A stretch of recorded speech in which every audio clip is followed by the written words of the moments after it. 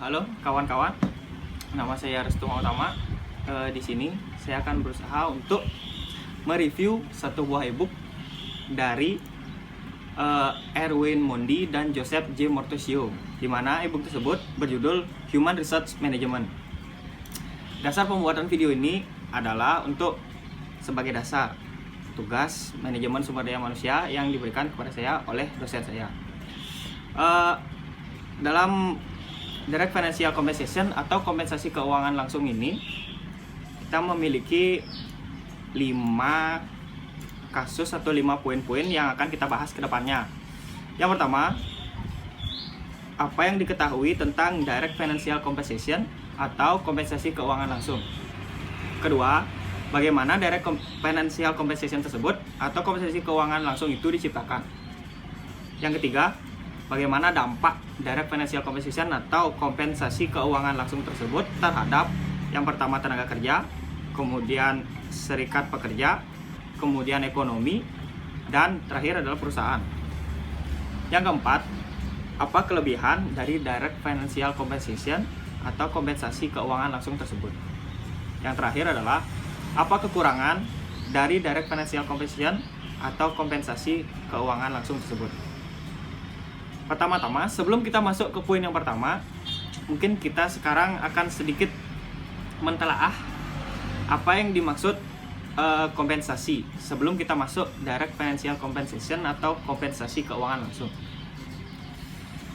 Baik, di buku Mondi ini, yaitu Human Resource Management, disebutkan bahwa kompensasi merupakan total semua hal yang didapatkan dan diberikan kepada karyawan sebagai imbalan atas pekerjaan mereka.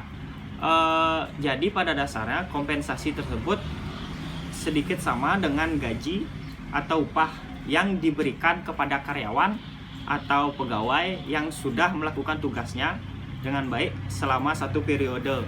Bisa saja satu periode tersebut 1 bulan, 1 minggu, atau 1 hari. Tujuan keseluruhan dari kompensasi ini merupakan untuk menarik, mempertahankan, dan memotivasi karyawan. Tentu saja, jika karyawan tersebut mendapatkan suatu iming-iming atau imbalan, pasti secara tidak langsung karyawan tersebut atau manusia tersebut pasti akan memiliki rasa bersemangat di dalam dirinya. Karena semua orang pada dasarnya bekerja ya mencari imbalan atau mencari uang.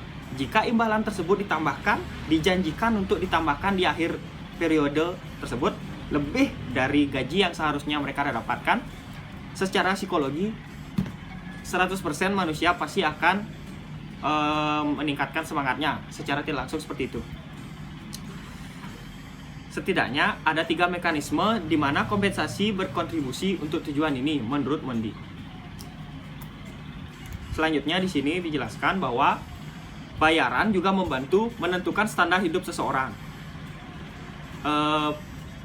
Sementara semuanya setara upah yang lebih tinggi memungkinkan orang untuk memenuhi kebutuhan paling dasar mereka seperti makanan dan tempat tinggal lebih mudah daripada mereka yang berpenghasilan lebih rendah. Nah, maksudnya di sini adalah jika satu individu atau kita ambil 2 individu. Individu 1 mendapatkan gaji 10 juta. Individu kedua mendapatkan gaji 5 juta. Terlepas dari gaya hidup mereka, walaupun mereka hemat atau hedon, atau mereka suka menabung atau tidak, terlepas dari itu, pastinya jika kedua orang tersebut memfokuskan kepada hal-hal yang dibutuhkan sehari-hari seperti sandang, pangan, papan, pastinya yang mendapatkan 10 juta tersebut akan jauh lebih apa ya istilahnya, lebih mendapatkan daripada yang bergaji per penghasilan 5 juta tersebut, karena jarak antara 10 juta dan 5 juta itu juga lumayan banyak, yaitu 5 juta, kurang lebih seperti itu.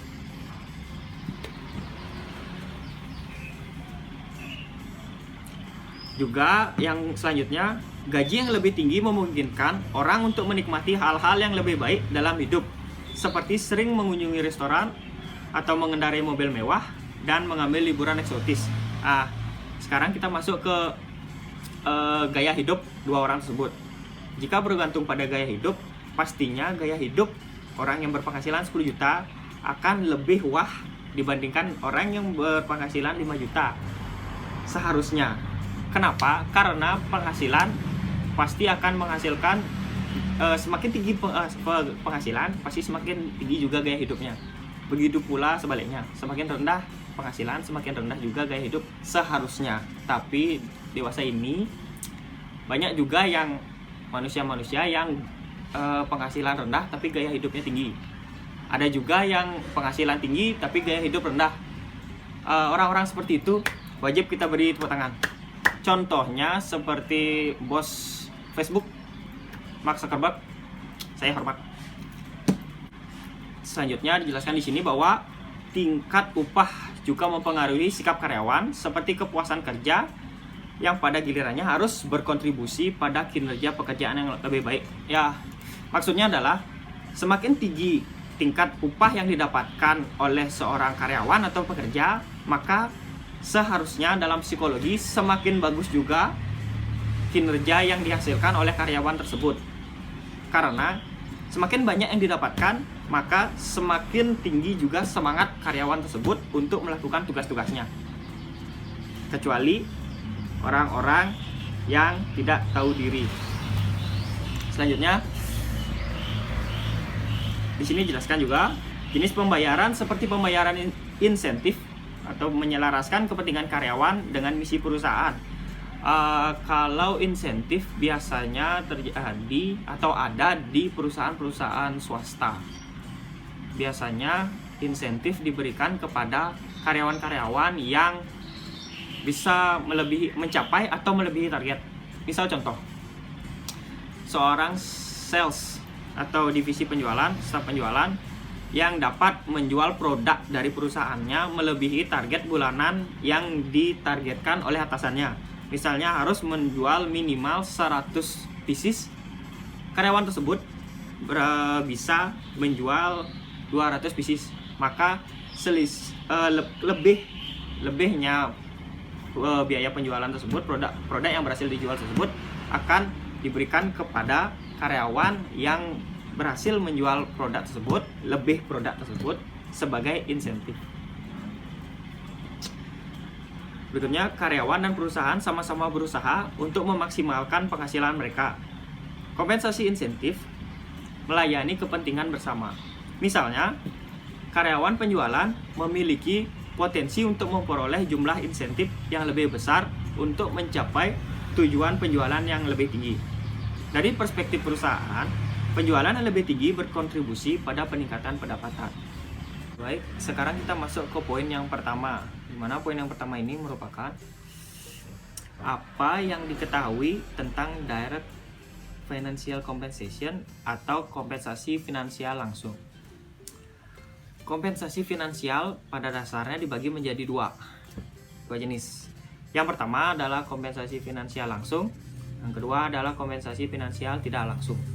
Di mana kompensasi finansial langsung ini merupakan kompensasi finansial yang berupa uang yang langsung diterima oleh karyawan yang bersangkutan.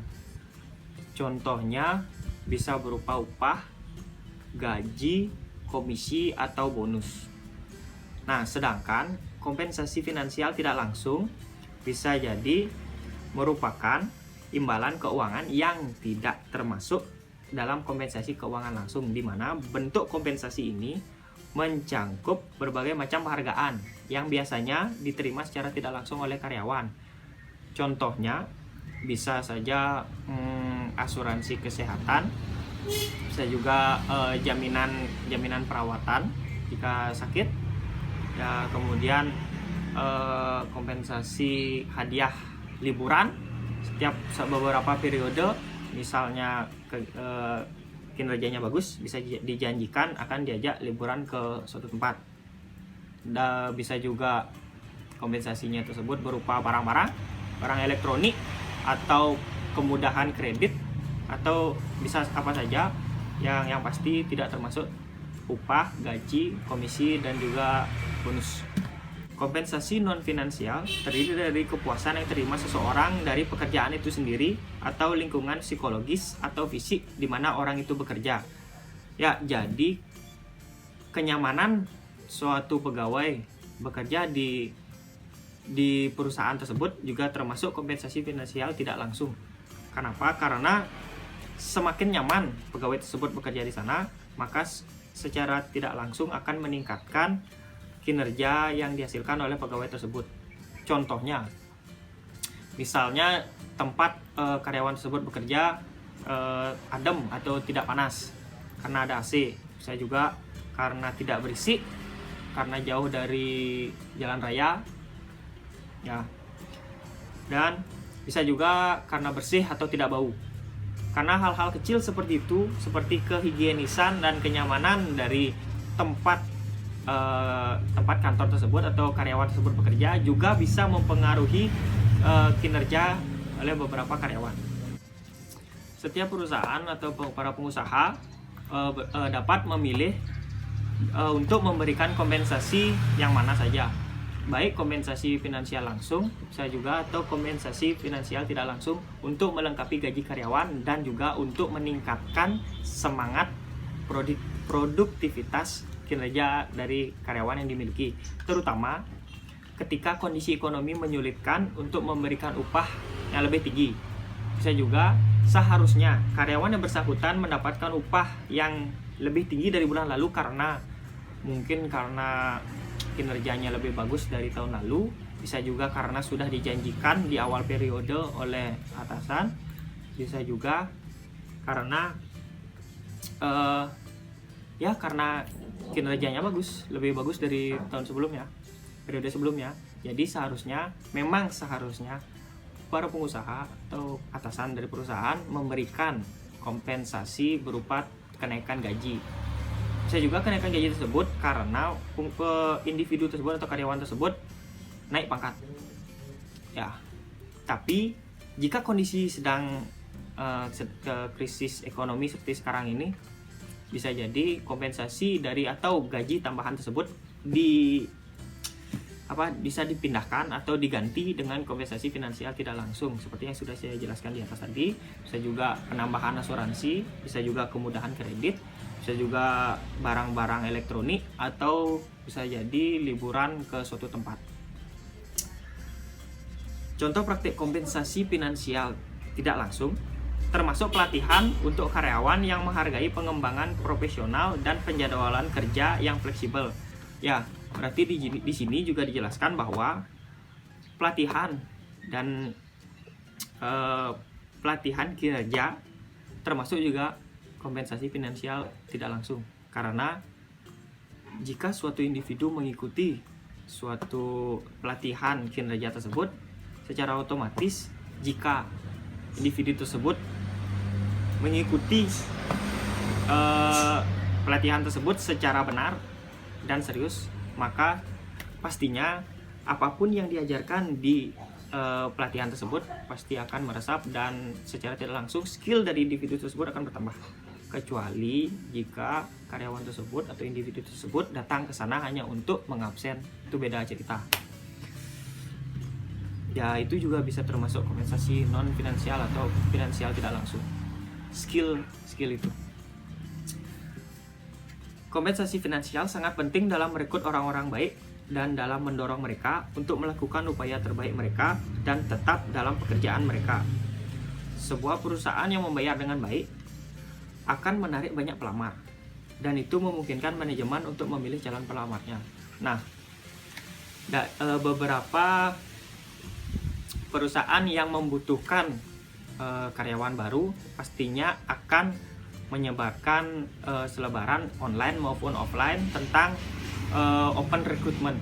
Nah, beberapa dari perusahaan tersebut menjelaskan juga kompensasi yang didapatkan jika seorang pelamar diterima di perusahaannya tersebut. Nah, kompensasi tersebut juga akan menjadi nilai yang dilihat oleh calon pelamar untuk meningkatkan niatnya melamar di perusahaan tersebut atau tidak. Jadi berdasarkan yang dijelaskan oleh Mondi di sini, kompensasi juga berpengaruh terhadap niat seseorang atau calon pelamar untuk melamar di suatu perusahaan. Ada 5 jenis kompensasi finansial langsung. Yang pertama itu adalah gaji pokok karyawan. Kemudian penyesuaian biaya hidup.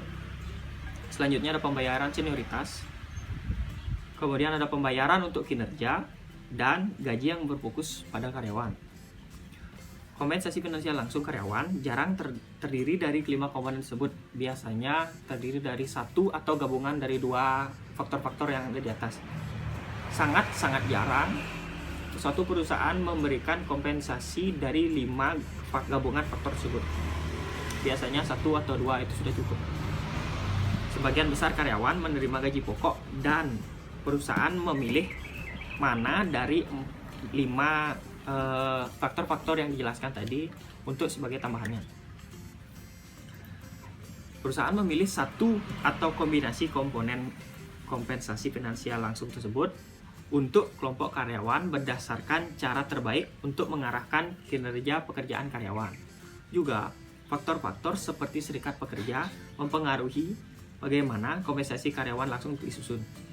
Nah, faktor maksudnya dari serikat pekerja tersebut pastinya ada undang-undang atau peraturan-peraturan tertulis dan tidak tertulis yang diwajibkan untuk perusahaan untuk mengikutinya karena sudah ada di undang-undang.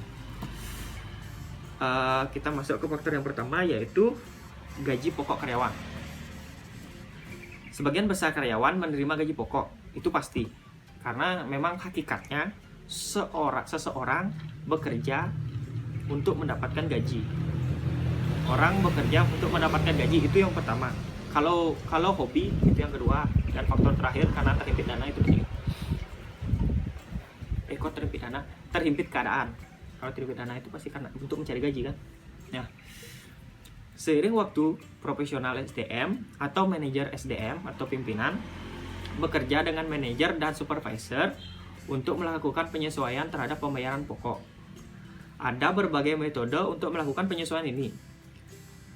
Profesional SDM atau manajer SDM bekerja dengan manajer dan supervisor untuk menyesuaikan gaji pokok karyawan tersebut berdasarkan satu atau lebih dari faktor-faktor yang dijelaskan tadi.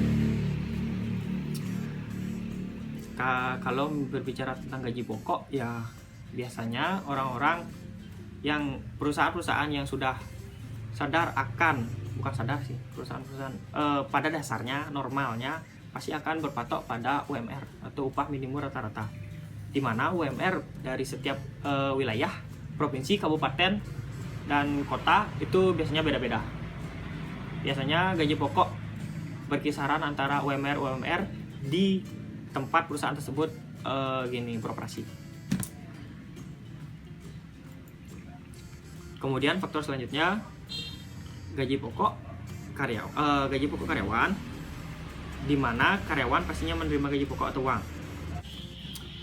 Untuk gaji yang diterima oleh karyawan atau pekerja biasanya berbeda-beda tergantung kebijakan dari perusahaan tersebut. Ada beberapa jenis gaji. Yang pertama adalah gaji harian, ada gaji mingguan, ada gaji bulanan, ada juga gaji berdasarkan suatu pekerjaan. Karyawan tersebut mendapatkan bayaran per jam untuk setiap kerjanya, biasanya disebut sebagai upah. Ada juga yang bilang gaji, ada juga yang bilang upah, tapi rata-rata sih kalau misalnya pembayaran per jam itu kebanyakan dibilang upah sih ya. Untuk biasanya buruh borongan atau pegawai serabutan itu kan biasanya dapatnya hitungan per jam gitu. Berarti mereka menyebutnya sebagai upah ya. Mereka mendapatkan gaji untuk melakukan pekerjaan mereka terlepas dari berapa jam sebenarnya mereka bekerja. Perusahaan mengukur gaji secara tahunan, di mana Undang-Undang Standar Ketenagakerjaan yang Adil menetapkan kriteria untuk menentukan apakah karyawan harus dibayar setiap jam atau dengan gaji. Tersebut itulah gaji atau upah. Itu sudah ada dalam undang-undangnya. Kemudian kita masuk ke faktor selanjutnya, yaitu gaji berdasarkan penyesuaian biaya hidup. Gaji berdasarkan penyesuaian biaya hidup ini merupakan kenaikan gaji pokok berkala yang didasarkan pada perubahan harga sebagaimana dicatat oleh indeks harga konsumen. Dalam beberapa tahun terakhir ini, penyesuaian biaya hidup sama sekitar 2-3% per tahunnya. Penyesuaian biaya hidup memungkinkan pekerja mempertahankan daya beli dan standar hidup mereka dengan menyesuaikan pembayaran pokok untuk inflasi.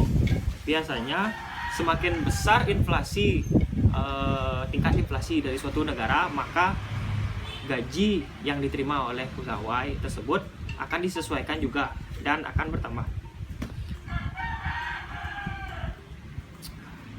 Penyesuaian biaya hidup tersebut memungkinkan pekerja mempertahankan daya beli dan standar hidup mereka. Jadi jika, anggaplah seperti ini,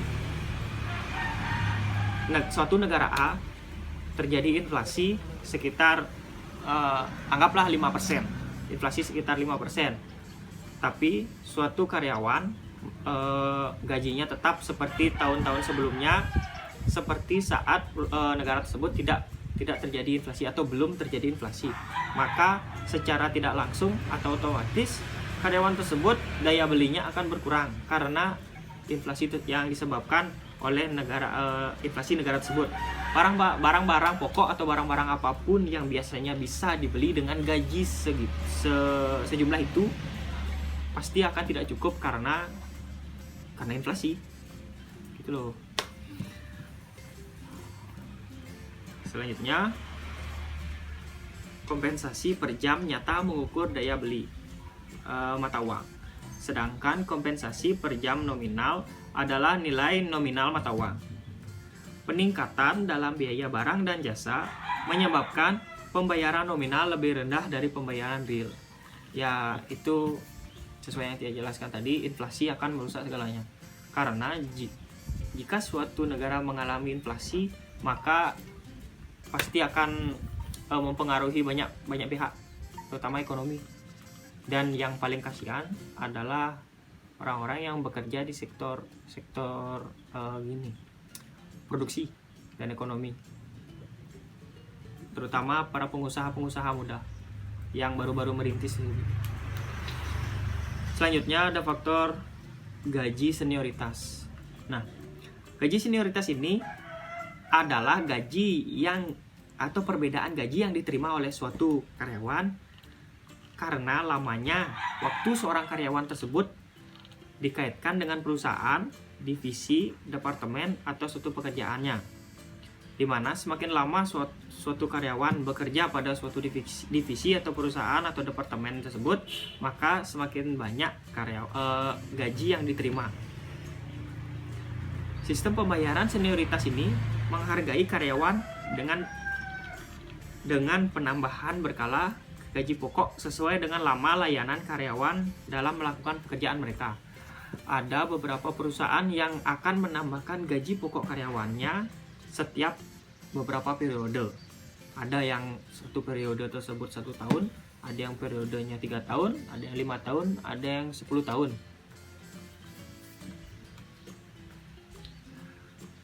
Rencana pembayaran ini mengasumsikan bahwa karyawan menjadi lebih berharga bagi perusahaan dengan waktu dan bahwa karyawan dihargai akan pergi jika mereka tidak memiliki gagasan yang jelas bahwa gaji mereka akan meningkat seiring waktu. Nah, gaji yang diterima atau peningkatan gaji pokok yang diterima oleh suatu karyawan tersebut juga akan meningkatkan suatu tanggung jawab dan wewenangnya. Ini berbeda dengan promosi jabatan karena jabatannya sama, tetapi gaji pokok yang diterima akan berbeda. Lebih tinggi dari karyawan yang lebih baru, juniornya, karena dia akan mendapatkan gaji senioritas. Tapi semakin senior atau semakin banyak gaji senioritas yang didapatkan, maka tanggung jawab yang dipikul oleh karyawan tersebut akan semakin tinggi. Nah, dasar pemikiran ini berasal dari teori modal manusia yang menyatakan bahwa karyawan memiliki pengetahuan dan keterampilan menghasilkan modal produktif yang dikenal sebagai modal manusia. Nah, modal manusia atau modal produktif karyawan ini maksudnya adalah semakin lama seorang karyawan tersebut bekerja dalam suatu bidang yang sama, maka semakin ahli dia. Semakin baru dia bekerja di divisi atau bidang sesuatu pekerjaan, maka dia akan semakin perlu untuk belajar. Karyawan dapat mengembangkan pengetahuan dan keterampilan seperti itu dari pendidikan dan pelatihan formal, termasuk pengalaman di tempat kerja. Nah, skill-skill atau pengalaman bisa didapat dari berbagai faktor. Bisa jadi dari pendidikan oleh yang dituntut oleh karyawan terkait, atau bisa jadi semakin lama dia bekerja di satu bidang tersebut, maka skill yang dimiliki oleh karyawan tersebut akan semakin tinggi. Hal tersebut dinamakan pengalaman kerja. Seiring waktu berjalan, karyawan mungkin memperbaiki keterampilan yang ada atau memperoleh keterampilan baru yang memungkinkan mereka untuk bekerja lebih produktif. Dasarnya memang seperti itu. Suatu manusia pasti akan berkembang lebih baik lagi dan lebih baik lagi jika melakukan suatu hal yang sama terus-menerus. Secara tidak langsung, individu atau manusia tersebut pasti akan meningkat dan kalau melakukan hal tersebut terus-menerus dibandingkan dengan orang yang baru terjun tersebut, karena kata orang, pengalaman adalah guru yang terbaik. Dengan demikian, senioritas memberikan penghargaan kepada karyawan karena memperoleh dan memperbaiki keterampilan mereka sebagaimana diindeks oleh senioritas tersebut. Faktor selanjutnya yaitu gaji berbasis kinerja. Nah, faktor ini yaitu gaji berbasis kinerja ini diatur oleh seberapa baik seseorang melakukan pekerjaannya. Kasarnya, semakin bagus kinerja oleh suatu individu atau karyawan, semakin banyak pula dia mendapatkan gajinya. Begitu pula sebaliknya, semakin jelek atau semakin buruk kinerja orang tersebut, maka gaji yang diterima akan semakin berkurang. Seperti itu. Tidak berkurang sih, karena gaji pokok yang diterima oleh karyawan itu sudah diatur dalam undang-undang. Maksudnya ini adalah gaji bonus yang diterima. Gitu. Untuk memaksimalkan tujuan perusahaan dari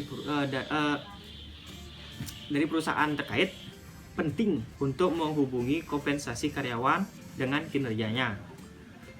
Kompensasi karyawan dan kinerja memang satu hal yang akan saling berhubungan, karena seperti yang saya jelaskan tadi, semakin bagus kinerjanya, maka semakin tinggi kompensasi yang akan didapatkan oleh karyawan tersebut. Aturan dasar ini berlaku untuk semua orang di dalam organisasi, mulai dari presiden atau direktur atau individu tertinggi eksistensi tertinggi dari suatu organisasi tersebut, hingga karyawan yang paling bawah atau karyawan tambahan yang dibayar per jam. Beberapa pekerja lebih baik daripada pekerja lain dalam melakukan pekerjaan yang sama. Faktor-faktornya bisa jadi karena memang pertama, dia suka melakukan pekerjaan tersebut. Kedua, karena pengalaman. Ketiga, karena memang faktor keadaan. Bisa jadi faktor yang pertama tersebut terpenuhi oleh individu yang berbeda, tapi faktor yang ketiga itu berbeda. Contohnya seperti ini. Misalnya si A memang suka melakukan suatu kegiatan atau suatu pekerjaan, dan si B juga sama suka melakukan kegiatan atau pekerjaan tersebut, dan mereka berdua sama-sama memiliki pengalaman dalam pekerjaan tersebut. Tapi A dan B memiliki perbedaan kondisi, di mana kondisi yang pertama, yang A memiliki alat-alat pendukung untuk melakukan pekerjaan tersebut, sedangkan yang si B tidak memiliki atau kurang memiliki alat-alat pendukungnya, maka produktivitas yang lebih tinggi atau kinerja yang lebih baik pastinya di A. Seperti itu. Tujuan pembayaran berbasis kinerja adalah untuk meningkatkan produktivitas dengan memberi penghargaan kepada mereka yang paling membantu organisasi dalam mencapai tujuan. Yang pada dasarnya tujuan organisasi adalah untuk mencapai laba. Program penilaian kinerja yang efektif adalah prasyarat untuk setiap sistem pembayaran yang dikaitkan dengan kinerja. Dengan menggunakan pendekatan ini, pekerja harus terlebih dahulu memiliki pemahaman yang jelas tentang tujuan apa yang ingin dicapai oleh organisasi. Kemudian berdasarkan hasil penilaian kinerja, maka hadiah yang dijanjikan pasti akan datang. Kita lanjut ke poin nomor 2. Pertanyaan nomor 2. Bagaimana direct financial compensation atau kompensasi keuangan langsung itu diciptakan? Dalam buku Mondi ini dijelaskan bahwa ada banyak faktor yang perlu dipertimbangkan dalam menciptakan kompensasi keuangan langsung. Dimulai dengan pertimbangan faktor kontekstual, teknik manajemen yang digunakan untuk menentukan nilai relatif pekerjaan meliputi analisis pekerjaan, deskripsi pekerjaan, dan evaluasi pekerjaan, dan bersama-sama ini mengarah pada penciptaan struktur pekerjaan. Suatu organisasi harus terlebih dahulu mendefinisikan dan menjelaskan konten pekerjaan. Sekarang kita masuk ke poin kedua atau pertanyaan kedua. Bagaimana direct financial compensation atau kompensasi keuangan langsung tersebut diciptakan? Sebenarnya ada banyak faktor-faktor yang dipertimbangkan dalam penentuan kompensasi finansial langsung. Dimulai dengan pertimbangan faktor kontekstual. Teknik manajemen yang digunakan untuk menentukan nilai relatif pekerjaan meliputi analisis pekerjaan, deskripsi pekerjaan, evaluasi pekerjaan, dan semua faktor-faktor tersebut akan dijadikan satu untuk mengarah pada penciptaan struktur pekerjaan. Suatu organisasi harus terlebih dahulu mendefinisikan tujuan dan menjelaskan konten pekerjaannya. Profesional sumber daya manusia atau manajemen SDM sumber daya manusia menggunakan analisis pekerjaan untuk tujuan ini. Produk sampingan utama dari analisis pekerjaan adalah deskripsi pekerjaan. Deskripsi pekerjaan bisa berbeda-beda tergantung pekerjaan yang bersangkutan. Semakin ke bawah struktur organisasi tersebut, maka semakin rinci deskripsi pekerjaannya. Begitu pula sebaliknya, semakin tinggi jabatan pada struktur organisasi perusahaan tersebut, maka semakin umum deskripsi pekerjaannya. Deskripsi pekerjaan melayani berisi berbagai tujuan, termasuk data untuk mengevaluasi pekerjaan yang bersangkutan. Dengan deskripsi pekerjaan tersebut, profesional SDM atau manajemen sumber daya manusia dapat menggunakan evaluasi pekerjaan untuk menilai nilai relatif semua pekerjaannya. Dasar utama untuk menentukan penilaian nilai adalah pertimbangan keterampilan, pengetahuan, kemampuan, dan kondisi kerja. Setelah perusahaan secara jelas menulis uraian pekerjaan yang mereka perlukan atau pekerjaan yang bersangkutan, dan mereka telah menetapkan struktur pekerjaan yang menunjukkan nilai relatif pekerjaan, maka beralih ke langkah berikutnya, yaitu memutuskan kebijakan kompensasi kompetitif. Manajemen sumber daya manusia harus memberikan pertimbangan hati-hati terhadap kebijakan kompensasi yang akan ditekuninya. Dan hal ini berfokus pada tingkat upah dan teknik membayar campuran kompensasi finansial langsung yang mengarah ke gaji atau tunjangan karyawan dan penyesuaian seperti pembayaran insentif. Ditambah erat dengan pilihan-pilihan ini adalah penetapan harga pekerjaan yang mengarah pada pembangunan struktur upah. Profesional SDM atau manajemen sumber daya manusia melakukan survei kompensasi untuk mengidentifikasi apa dan bagaimana kompetisi pembayaran karyawannya. Terdapat beberapa poin. Yang pertama adalah pengaruh konseptual pada kompensasi keuangan langsung. Profesional SDM atau manajemen sumber daya manusia tidak membangun sistem kompensasi dalam ruang hampa. Ada banyak pengaruh konseptual yang harus diperhitungkan. Di antara pertimbangan yang paling menonjol adalah pasar tenaga kerja, serikat pekerja, ekonomi, perbedaan upah antar industri, dan undang-undang dari sebuah negara. Kita akan jelaskan satu persatu. Yang pertama merupakan pasar tenaga kerja. Karyawan potensial yang berada dalam area geografis tempat karyawan direkrut merupakan pasar tenaga kerja. Pasar tenaga kerja untuk beberapa pekerjaan jauh melampaui lokasi operasi perusahaan. Perusahaan kedirgantaraan di St. Louis misalnya. Di sini di buku Mondi ini mengambil contoh perusahaan di St. Louis. Misalnya, mungkin khawatir tentang pasar tenaga kerja untuk insinyur di Fort Worth atau Orlando, di mana perusahaan kompetitif berada. Karyawan manajerial dan profesional sering direkrut dari wilayah geografis yang luas. Berarti artinya tidak selalu dari Orlando, bisa jadi dari negara bagian yang lainnya. Ketika ekonomi global semakin menetapkan biaya tenaga kerja, pasar tenaga kerja global semakin penting sebagai penentu kompensasi finansial bagi individu. Oke, masuk ke faktor yang kedua, yaitu serikat buruh. Undang-Undang Hubungan Perburuhan Nasional menyatakan dukungan legislatif dalam skala luas untuk hak karyawan untuk berorganisasi dan terlibat dalam perundingan bersama. Serikat pekerja biasanya lebih suka menentukan kompensasi melalui proses perundingan bersama yang menggambarkan negosiasi antara serikat pekerja yang mewakili kepentingan karyawan dan manajemen perusahaan. Di buku Mondi ini terdapat beberapa kutipan dari Undang-Undang Hubungan Perburuhan Nasional yang menetapkan bidang-bidang perundingan bersama wajib antara manajemen dan serikat pekerja sebagai upah, jam kerja, dan syarat dan ketentuan kerja lainnya, di mana area tawar yang luas ini jelas memiliki potensi besar untuk mempengaruhi keputusan kompensasi. Ketika serikat pekerja menggunakan upah yang sebanding dengan standar dalam mengajukan tuntutan kompensasi, pemberi pekerja membutuhkan data pasar tenaga kerja yang akurat. Selanjutnya, faktor yang ketiga yaitu ekonomi. Ekonomi sudah pasti mempengaruhi keputusan kompensasi finansial. Misalnya, ekonomi yang tertekan umumnya meningkatkan pasokan tenaga kerja, dan ini berfungsi untuk menurunkan tingkat pasar.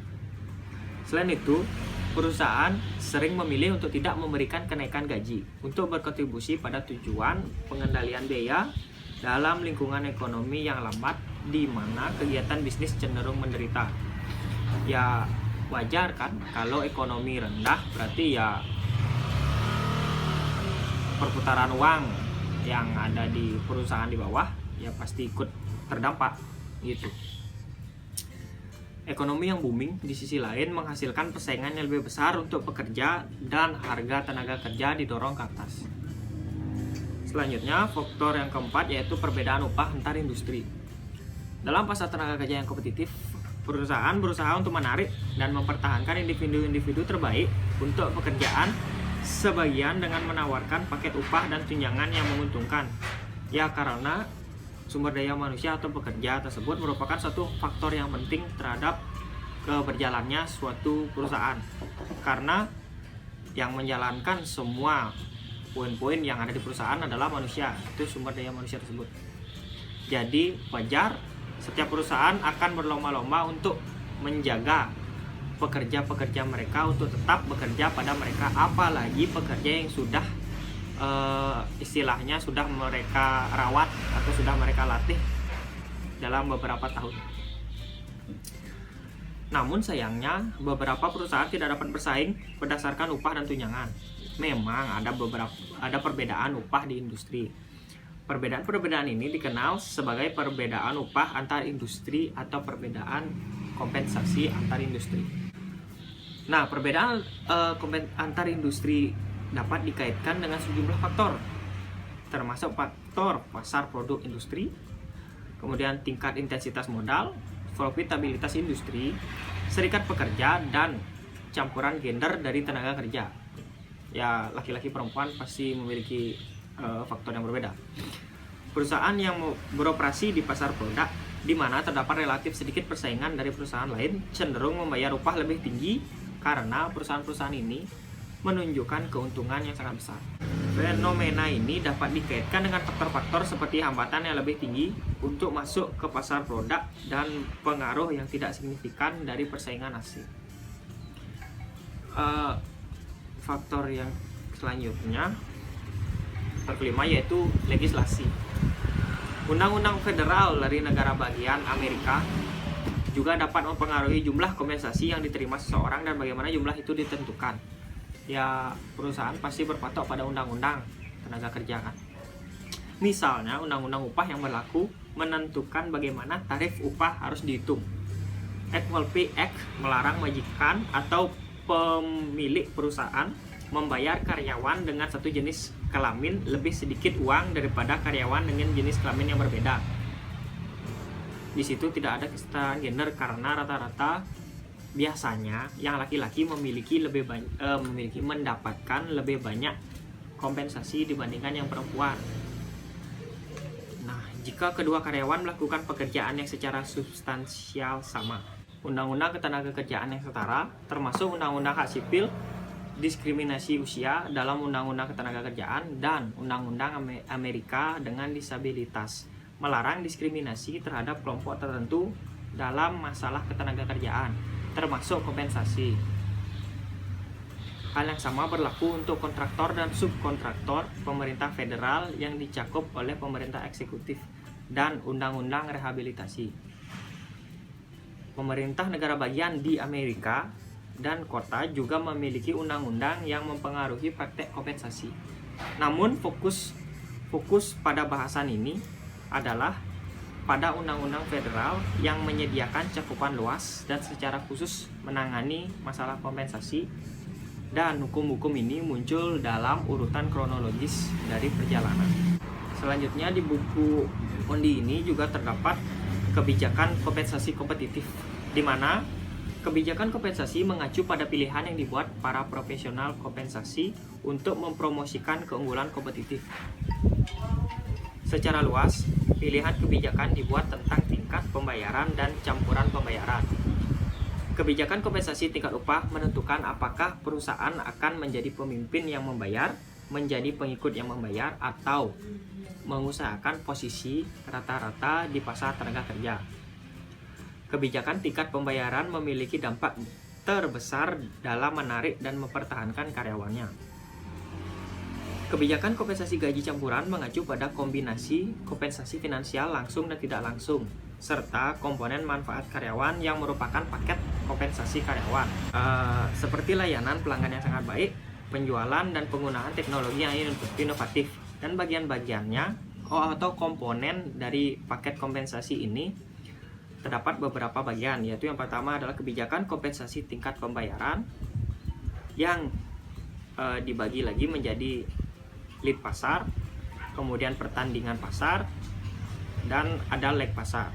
Faktor selanjutnya ada bauran pembayaran. Seperti yang sudah disebutkan tadi, kebijakan kompensasi campuran gaji merujuk pada kombinasi kompensasi finansial langsung dan tidak langsung dan komponen manfaat karyawan yang merupakan paket kompensasi karyawan. Bauran kebijakan pembayaran dapat dinyatakan dalam di buku ini disebutkan dalam dolar atau mata uang lainnya jika relevan, atau sebagai persentase dari total dolar yang dialokasikan untuk total kompensasi karyawan. Dan ya, berikut ada gambar. Kemudian faktor selanjutnya ada penilaian terhadap kemampuan membayar. Penilaian organisasi tentang kemampuan membayar juga merupakan faktor penting dalam menentukan tingkat upah. Perusahaan yang berhasil secara finansial cenderung memberikan kompensasi yang lebih tinggi dari rata-rata. Namun, kekuatan keuangan organisasi hanya menetapkan batas atas dari apa yang akan dibayarkannya. Untuk sampai pada tingkat pembayaran tertentu, manajemen harus mempertimbangkan faktor-faktor lain. Di mana faktor-faktor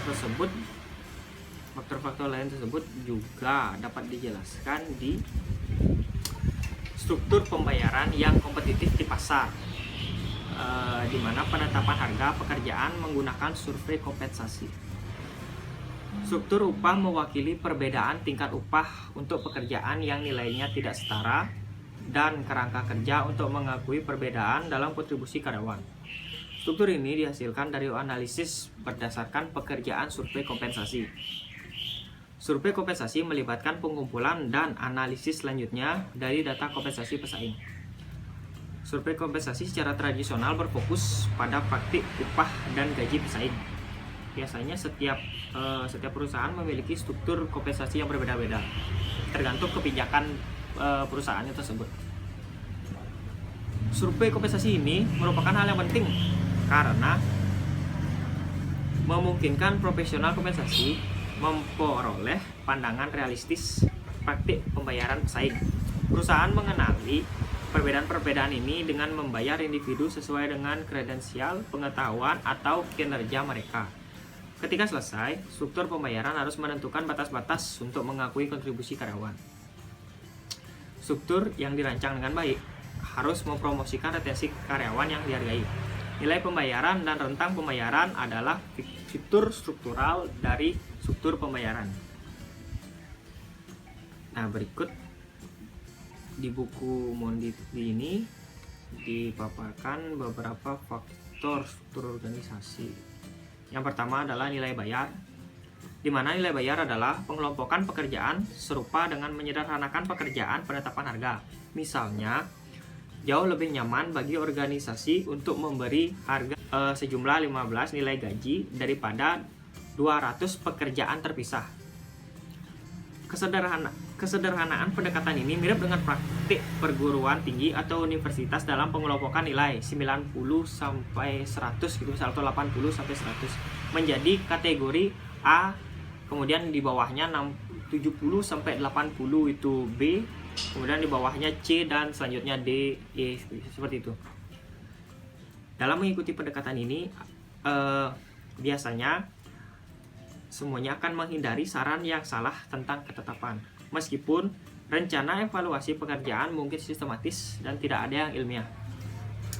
Kemudian faktor yang kedua adalah kisaran pembayaran.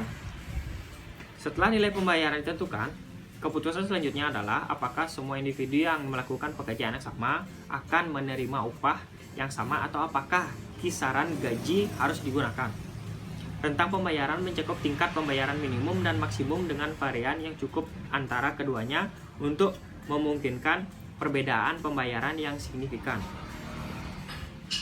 Kisaran gaji umumnya lebih disukai daripada tarif gaji tunggal karena memungkinkan perusahaan untuk memberikan kompensasi kepada karyawan sesuai dengan kinerja dan lama layanannya terhadap perusahaan tersebut.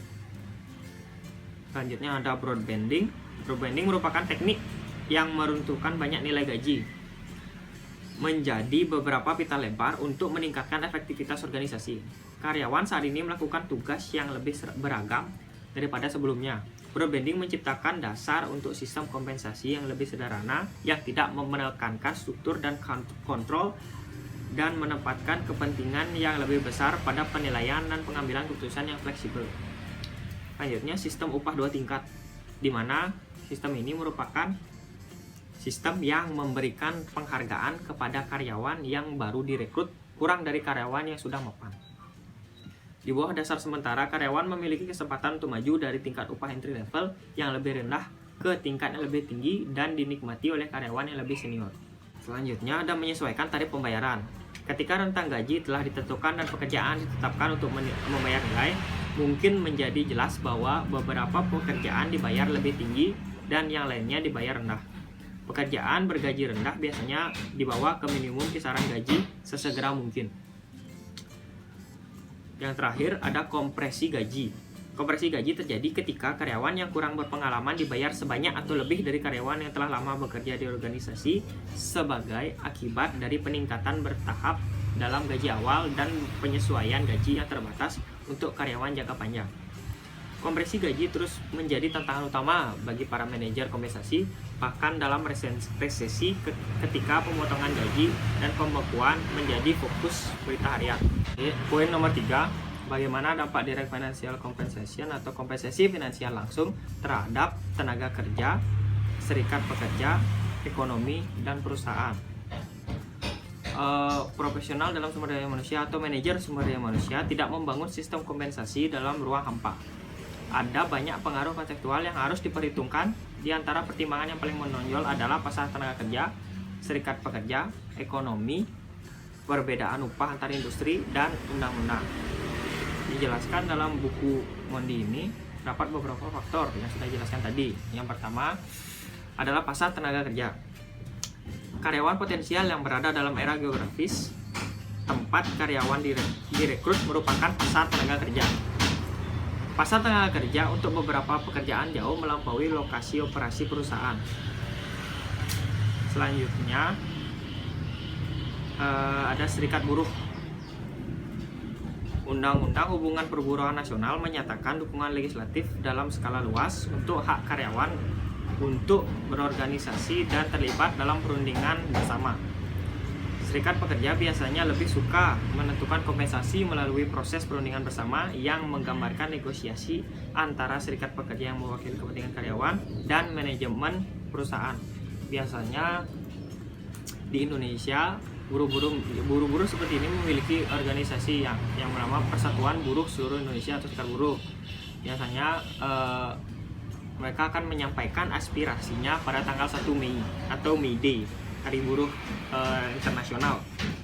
Mereka akan menyampaikan aspirasinya dengan cara turun ke jalanan seperti itu untuk menolak. Biasanya kalau ada yang mereka anggap kurang cocok dengan nasib buruh, mereka akan turun dan menolak berbagai jenis seperti undang-undang seperti yang sekarang yang lagi viral itu Omnibus Law. Selanjutnya dari segi ekonomi pasti mempengaruhi keputusan kompensasi finansial. Misalnya, ekonomi yang tertekan umumnya meningkatkan pasokan tenaga kerja, dan ini berfungsi untuk menurunkan tingkat pasar. Selain itu, perusahaan sering memilih untuk tidak memberikan kenaikan gaji untuk berkontribusi pada tujuan pengendalian biaya dalam lingkungan ekonomi yang lambat, di mana kegiatan bisnis cenderung menderita. Anggaplah kita contohnya seperti sekarang, dari bulan Maret, bulan April kan Indonesia dari sistem lockdown, semi lockdown, PSBB. Setiap perusahaan-perusahaan dianjurkan untuk menginstruksikan karyawannya untuk bekerja dari rumah atau work from home. Itu faktor yang pertama. Faktor kedua, anggaplah sekarang itu sudah krismon. Ya hampir mirip lah dengan krismon, karena krisis moneter internasional, bisa dibilang internasional ya. Jadi ekonomi pasti benar-benar jatuh. Jangankan Indonesia, negara adidaya seperti Amerika pun dan negara maju seperti Jepang dan Eropa semuanya juga sedang terpuruk. Bahkan Indonesia wajib bangga karena ekonominya termasuk yang terkuat di Asia Tenggara atau Asia. Ya, kita wajib bangga karena ekonomi kita masih bisa bersaing di antara negara-negara di keadaan yang terpuruk seperti ini. Jadi itu dari sudut pandang besar negara.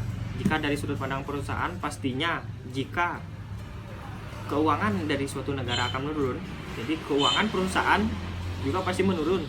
Yang bisa bertahan di setiap krisis dalam suatu negara hanya UMKM, usaha mikro kecil menengah.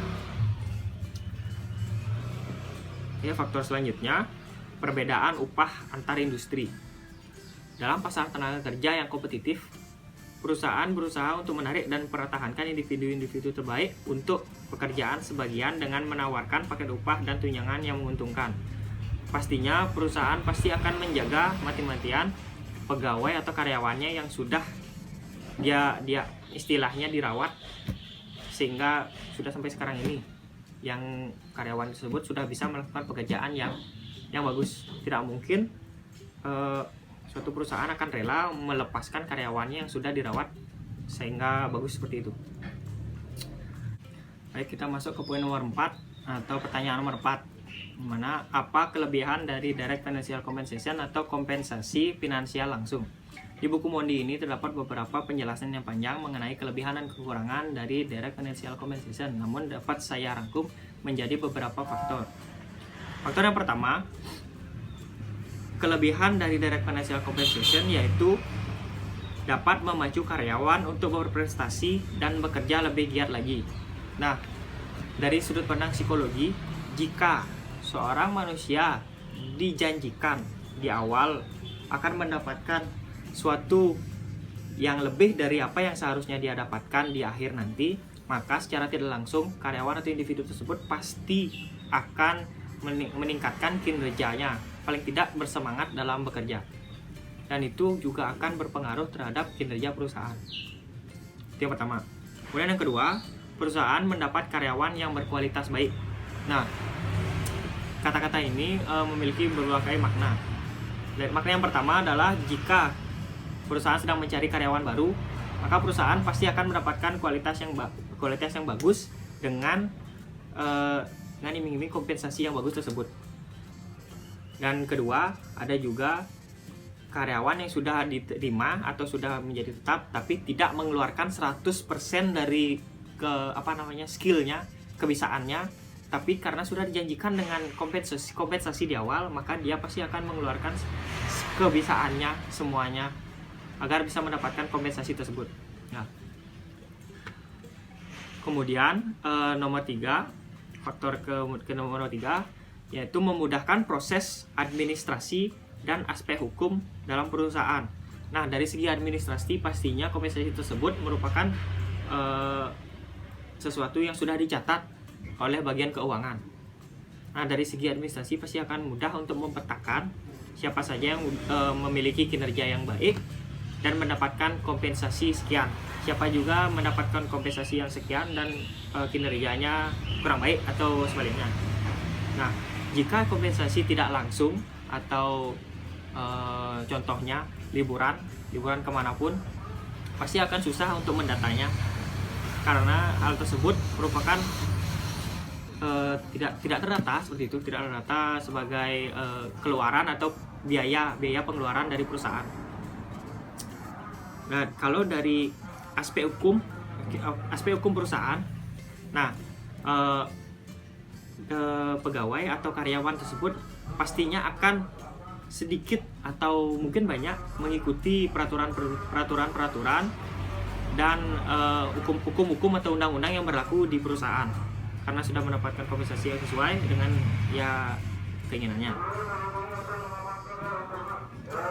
Selanjutnya faktor nomor 4 yaitu kompensasi dapat menjadi daya pikat bagi para pencari kerja yang berkualitas. Nah, seperti yang saya jelaskan tadi di awal-awal, bahwa jika semakin tinggi kompensasi yang dijanjikan oleh suatu perusahaan pada deskripsi pekerjaan di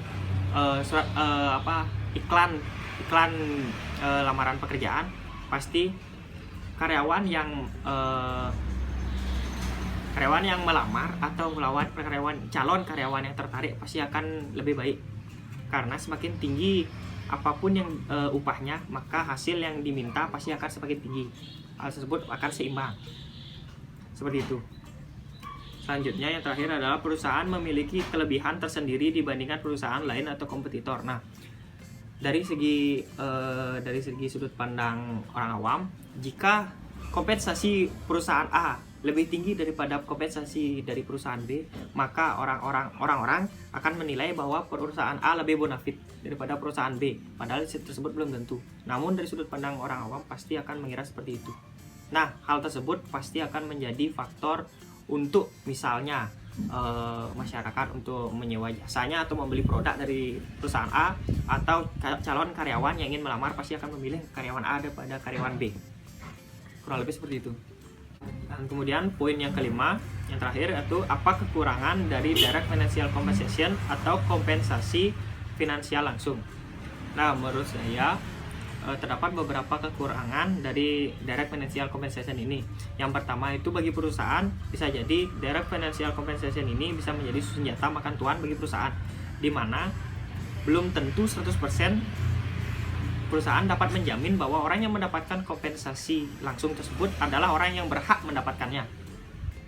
Maksudnya adalah bisa jadi orang yang bekerja lala-lili mendapatkan kompensasi yang tinggi, ada juga yang tidak bekerja serius tapi tidak mendapatkan kompensasi atau mendapatkan kompensasi lebih rendah dari orang yang bekerja lala-lili.